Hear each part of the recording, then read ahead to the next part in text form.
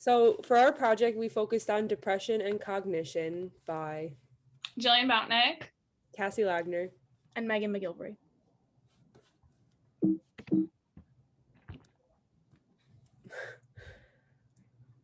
Depression is defined as a mental illness that causes a person to constantly be in a depressed mood or experience loss of interest in activities they once loved.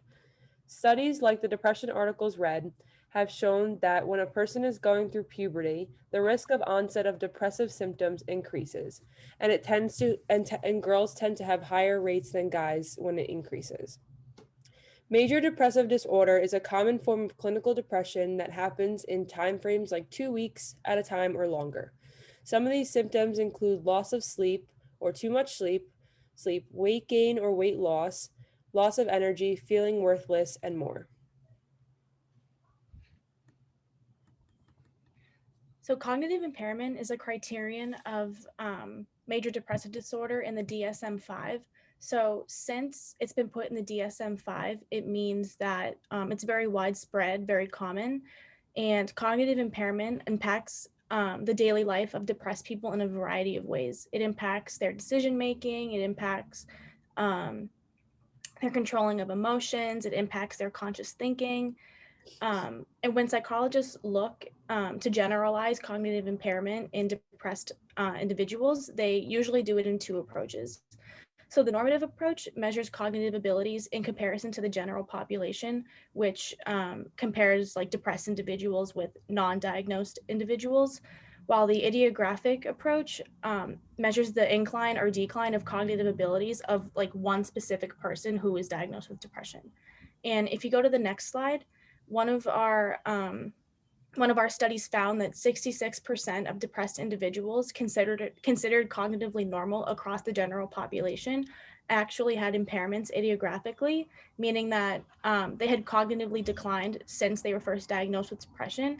And this is important to look at because although someone may seem normal in comparison to the general population, if you look at them individually, they may really be suffering cognitively.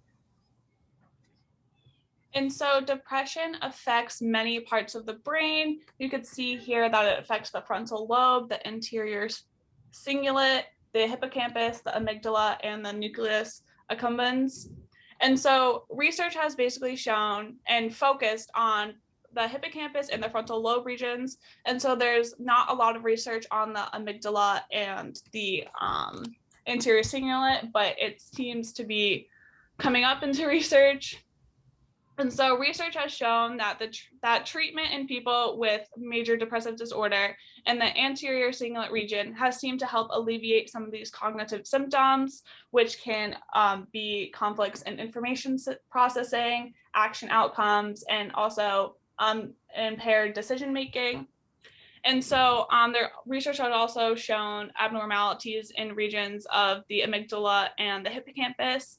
And the amygdala plays a role in learned associations of negative emotional stimuli and environmental cues. And we see with people who have depression, they have a negative view on life. And also depression can lead to a limbic cortical imbalance. And so the limbic cortical system is basically a neural circuitry of mood that's in communication with the prefrontal cortex, the hippocampus, and the amygdala.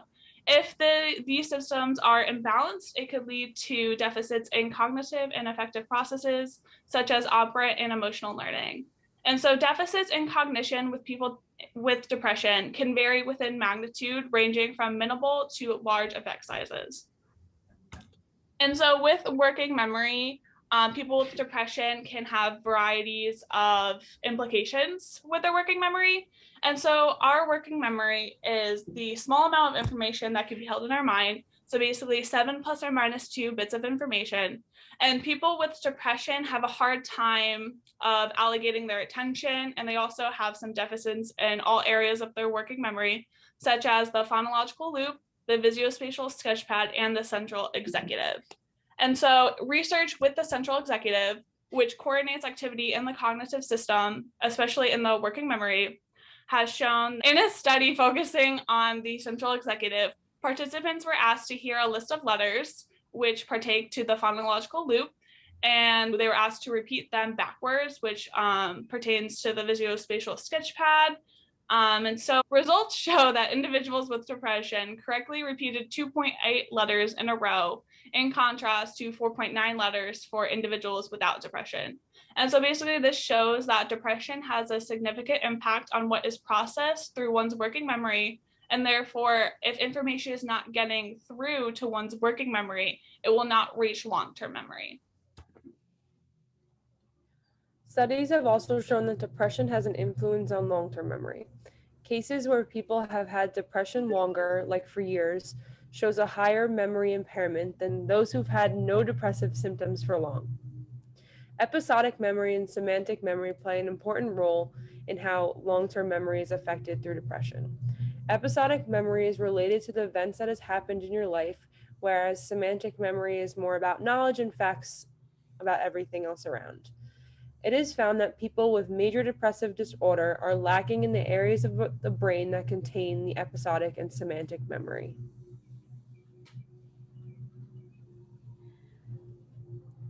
So when talking about depression and emotion, people who are in acute depressive episodes have shown to have cognitive impairments and executive functioning, and in turn, this also means in how they process and control their emotions. So studies have found that as feelings of sadness and hopelessness increase, there's a positive relationship with cognitive impairments, which also means that they increase. So the study that I'm talking about looked at melancholic versus non-melancholic depression, and they categorized melancholic depression as just a type of depression with a higher severity of sadness and hopelessness, like I just said, and people who had who reported having more extremely sad emotions also performed poorly on cognitive tests. Cognitive emotion regulation strategies were common in symptoms of depression and anxiety. Cognitive emotion regulation refers to the way in which you handle emotionally arousing information, positive emotions, and self-blame. Depression has been known to be related to a person's difficulty in cognitive control and processing negative emotions and material that is in front of them. Studies show that cognitive strategies like rumination, which is the idea that someone continuously thinks about the same thought over and over again, tends to be sad or dark. Self-blame, positive review, and positive refocusing.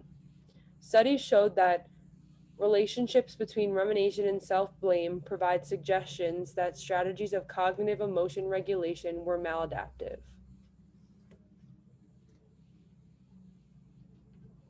Studies have also shown that people who experience stressful life events and have cognitive vulnerabilities like self-esteem issues and self-worth issues are more likely to develop depression.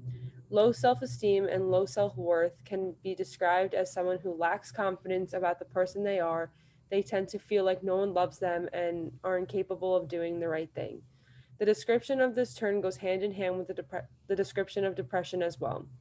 Higher levels of negative cognition, like self-worth and attributions, resulted in a higher level of stress, which resulted in a higher level of depressive symptoms. Low self-esteem and depression share many similarities within the people that experience them. For example, studies have also shown that people can experience academic decline in both cases, aggression, self-consciousness, social anxiety, or removing oneself from a social aspect, and more. So for treating depression, we looked at 3 different methods of treatments. And the first one that I'm going to talk about is cognitive behavioral therapy. So cognitive behavioral therapy is a type of psychotherapy that focuses on changing the automatic negative thoughts that are usually caused by depression. And its goal is to help the person diagnosed with depression develop healthy thinking patterns. So cognitive behavioral therapy teaches people that although they can't control every aspect of the world around them, they can control how they interpret what they see and how they interact with the outside world. So instead of looking at something and immediately assuming that it's negative, the goal is to help change their way of thinking to see things in a better light. So some of the techniques that people use while in cognitive behavioral therapy include journaling, role playing, and relaxation techniques. And CBT has been scientifically proven to positively impact the life outcomes of people diagnosed with depression. And so another form of depression, so another treatment of depression we looked at is medication. And so a common medication that's prescribed to people with depression are SSRIs, or selective serotonin reuptake inhibitors, which help restore the chemical imbalance of decreased serotonin in a person's brain. And so usually with that treatment, with medication, if depression improves with that medication, then the cognitive impairments resulted of it will also subside. Results from some studies have shown that older adults who suffer from depression have not alleviated their symptoms with medication. And this could just be from permanent damage of the brain due to depression or degenerative aging. And then another form of treatment we looked at is exercise. And so exercise is associated with an increase in BDNF, which is a growth factor in the brain that helps improve hippocampal plasticity. And also exercise can also prevent hippocampal tissue loss across a lasting depressive episode. And so we know that the hippocampus helps our brain with memory. And so if that hippocampal activity is restored with exercise, depression can also alleviate as well. And so these are some of our references, and that is what we have with cognition and depression. And now that we're done, you can see my fish.